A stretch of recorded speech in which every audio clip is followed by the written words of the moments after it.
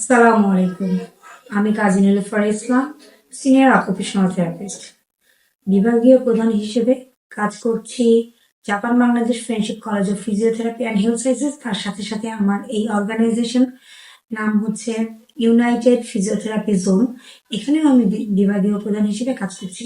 আমরা কাজ করছি শিশুদের নিয়ে, শিশুদের ফাংশনাল স্কিল, তাদের বিহেভিয়ার ট্রেনিং এবং ডেভেলপমেন্ট নিয়ে সুন্দরভাবে সুদীর্ঘ প্ল্যান নিয়ে, অনেকগুলো থেরাপি সেশন নিয়ে, তাদের ইন্ডিভিজুয়াল এডুকেশন প্ল্যান নিয়ে আমরা কাজ করে যাচ্ছি। আমাদের থেরাপি সেশনগুলো হচ্ছে physiotherapy, occupational therapy, speech and language therapy এবং অ্যাপ্লাইড বিহেভিয়ারাল থেরাপি।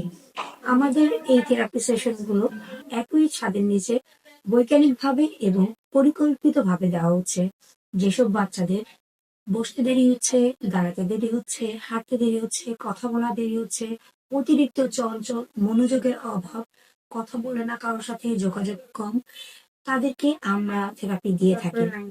আমি একজন বিভাগীয় প্রধান হিসেবে বলবো, আপনারা আমাদের এখানে চলে আসুন।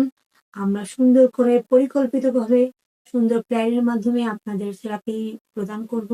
আপনাদের ভবিষ্যৎ পরিকল্পনা করে বাচ্চাদের যেন উন্নত হয়, তারা যেন জীবনের প্রতিটি মুহূর্তে তাদের উন্নতির ধাপে নিয়ে যেতে পারে এবং আপনাদের যে সমস্যাগুলো আছে সেগুলি আমাদের সাথে শেয়ার করে সেগুলোর যেন পরিবর্তন হয়, এজন্য আপনাদেরকে অনুরোধ করব।